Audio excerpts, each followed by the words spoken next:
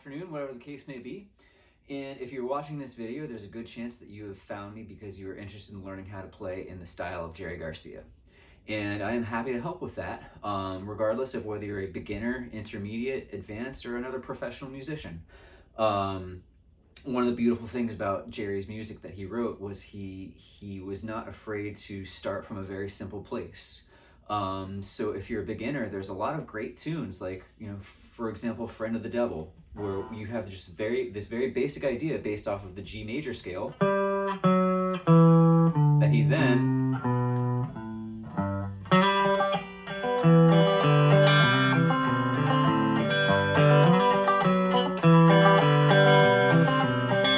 turns into a really, really classic song.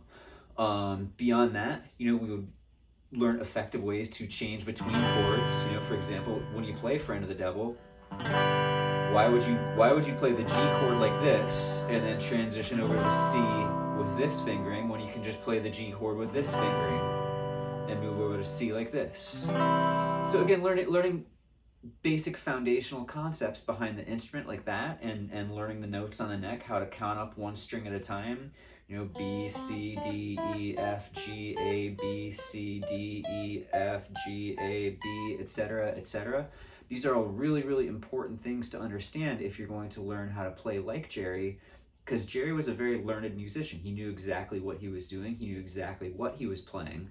So in order to emulate his style, one needs to understand what they are doing as well, which is a great segue into talking about the things that you learn as an intermediate player. Obviously bar chords. Bar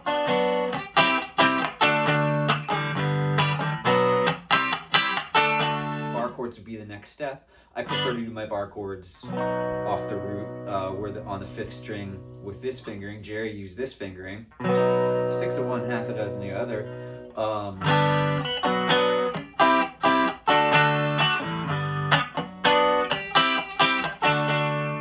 But the point is learning to incorporate bar chords into songs, and then being able to play a complete song from start to finish using nothing but bar chords is kind of the hallmark between moving between the intermediate level and the advanced level. Other things that are important to learn at the intermediate level would be the caged pattern of chord voicings. It's really a simple idea. A lot of students reach out to me when they hit a plateau in regards to this idea.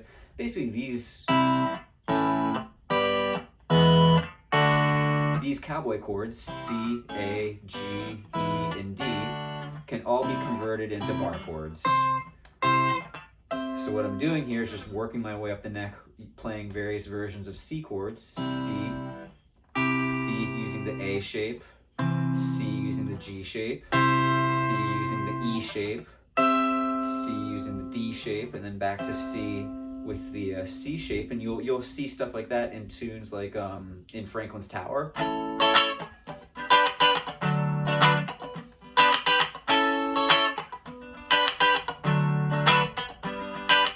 And then the other thing Jerry would use a lot would be the arpeggios of those caged voicings.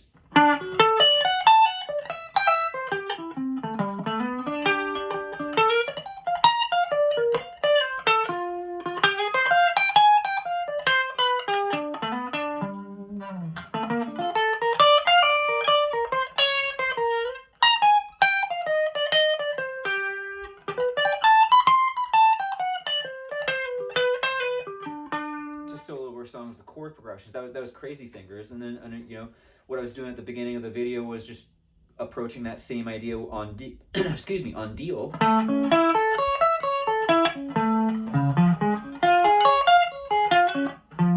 So rather than looking at this as the kind of thing where many guitar teachers say, oh, okay, well, the first chord of the song is A, you can just solo with the A major pentatonic scale, or A minor, use the A minor pentatonic scale. And that's a great way to look at things. But Jerry looked at soloing in a much more deep manner than just saying, okay, I'm going to play this scale on this entire chord progression. He really looked at every single chord progression, one chord at a time, regardless of whether the song was all in the same key, or if there were outside chord changes, like in Ramble on Rose, where it goes from D major to E7th Still all in the key of A right here. But then the G major chord.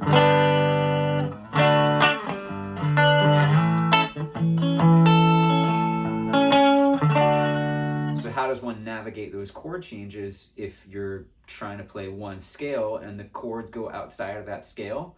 Well, you got to play to the chords, and knowing the triads and the arpeggios of those chords is really helpful. Now, if you've already got a good sense of how to work that kind of stuff, again, another level of Jerry's playing, just going beyond triads, is also playing passing tones in between the triads. This is something you hear all the time, especially in the late '70s stuff, around '77 or so, where you know, on a tune like Brown Eyed Women, where you have this diatonic chord progression going from C sharp minor to E major. You know, that would be the same minor pentatonic scale. C sharp minor pentatonic is then harmonic with E major pentatonic. And again, rather than necessarily playing the C sharp minor pentatonic scale, which it's not like he wouldn't do that, but he might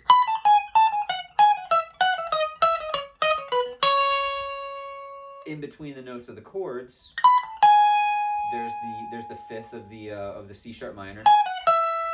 There's the third of the C sharp minor with the passing tone of the F sharp in between.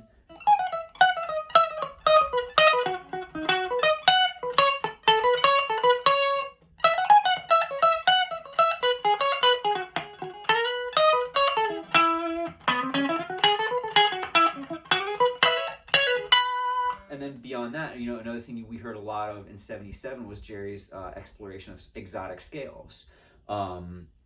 I can't remember if it was 5/8/77 or 5/22/77. There's one with a rather lengthy estimated eyes, where throughout that F sharp minor jam, you know, beyond just playing F sharp Dorian phrases, which are great with groovy. He was also incorporating the F sharp melodic minor scale.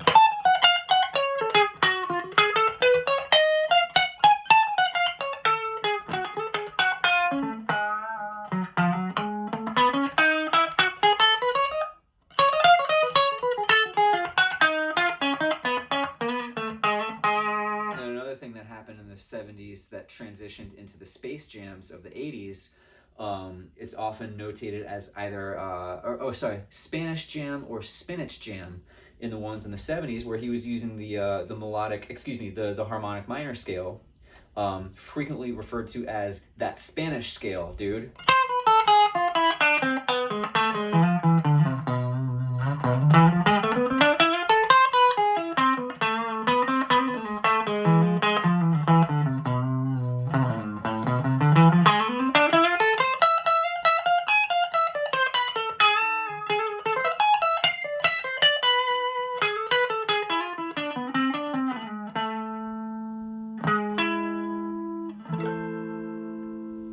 And again, these are all techniques that you see Jerry using all the time throughout his career. And beyond that, you know, other things that I enjoy doing with my students interested in learning this style is, you know, comparing and contrasting Jerry's different phases of playing. You know, he was a much different player in '77 than he was in '89. Part of it was the addiction, and he lost some of his chops when he was not practicing that much, when he was on heroin. But also part of it was he matured as a player, and he didn't necessarily, I think, feel the need to play as busy as what he was doing in the late '70s. By the time he was, you know, approaching 50 years old in the late 1980s. Beyond that, another thing I enjoy doing with my students is, many of you guys are big John Mayer fans.